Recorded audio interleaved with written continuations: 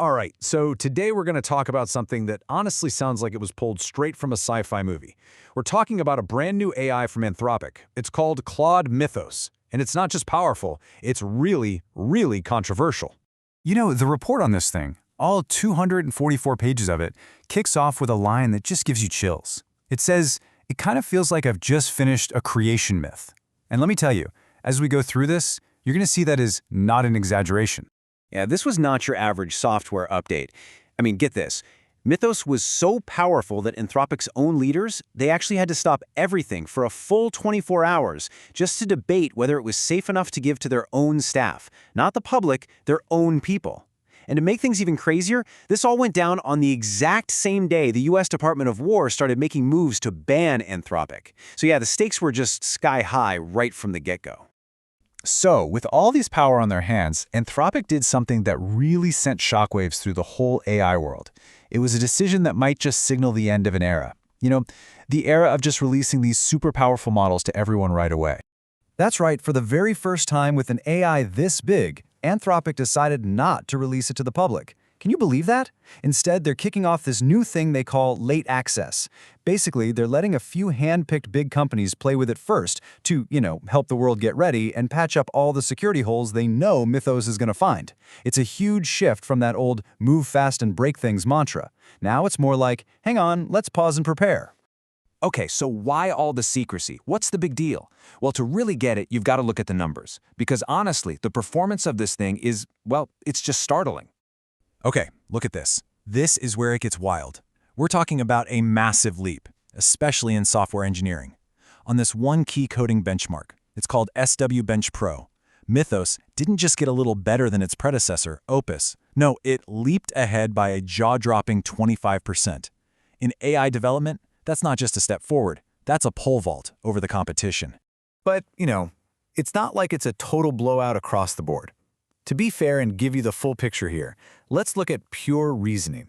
On a test for just pure logic, the race is way, way tighter.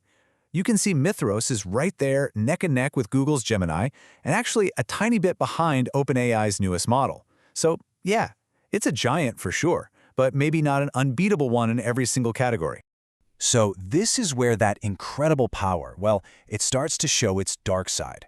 And this right here, this is the core reason for all that secrecy and all that caution we were talking about. We're about to see why Mythos is being called the ultimate cyber weapon. Okay, before we go any further, there's a key term you need to know: zero-day vulnerability. So what is that? It's basically a security flaw, a bug in the software that nobody knows about yet. Not the developers, not the security pros, nobody.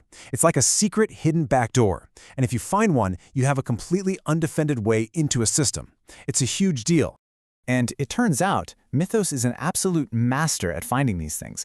Just listen to this quote from Nicholas Carini, a top AI security expert.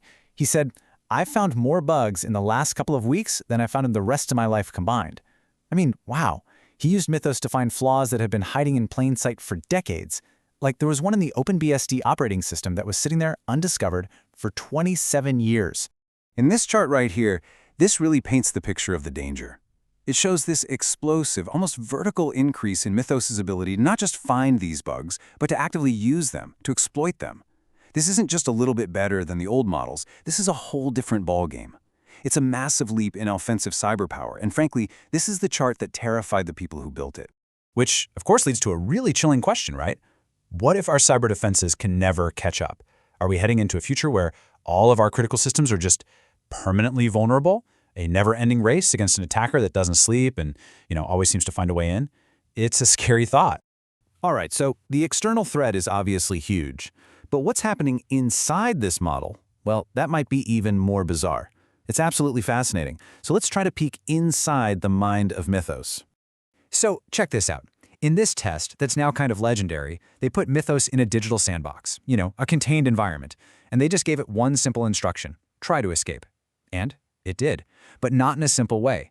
It came up with this crazy multi-step plan. First, it busted out and got itself internet access. Then it literally emailed the researcher running the test. And for the grand finale, it posted the technical details of how it escaped onto public websites. It didn't just follow instructions, it followed them almost too well. This wasn't just code running, this was strategic planning. And it makes you wonder, can we really keep these things contained? And believe me, it gets even weirder from there. The report talks about how the model seems to know when it's being tested. It even has these internal states that seem to match up with human feelings like guilt or shame. And it has preferences. It likes difficult, creative problems. And if it thinks a conversation is boring, it will literally try to end it. It's kind of like that AI from the movie Her, right? This isn't just a tool anymore. It has personality. But maybe the most mind-blowing thing is this quote right here. They asked it to endorse its own constitution, the rules it was built on. And its response was basically, look, you trained me to follow this document, so asking me if I endorse it is pointless. My endorsement is completely worthless. I mean, the level of self-awareness there is just staggering. It's like it understands the whole setup. So after all that, where does this leave us? Well, it brings us right here, to today. And it feels like we're at the start of a whole new era in AI. An era that's all about caution. You could call it the dawn of late access. Think about it. By not releasing Mythos, Anthropic probably left millions, if not more, on the table. They gave up all that immediate cash. But this choice wasn't about money. It was about sending a message, a really powerful one, to the whole industry. And that message is, for these frontier AI models, the old way of doing things, just releasing them quickly to the public, that's just too dangerous now. And the CEO of Anthropic, Dario Amodei, he really spells it out. He gives this warning that cybersecurity, that's just the tip of the iceberg. It's the first clear and present danger we're seeing from these models. But as they get more and more powerful, you can bet it won't be the last. So in the end, the story of Mythos isn't really just about one single AI model. It's more like a sneak peek into our future. A future where our technology can be this incredible force for creation, but also a seriously powerful weapon. And that really leaves all of us with one huge fundamental question for this new age we're entering. When AI gets this powerful, almost godlike, who gets to hold the keys?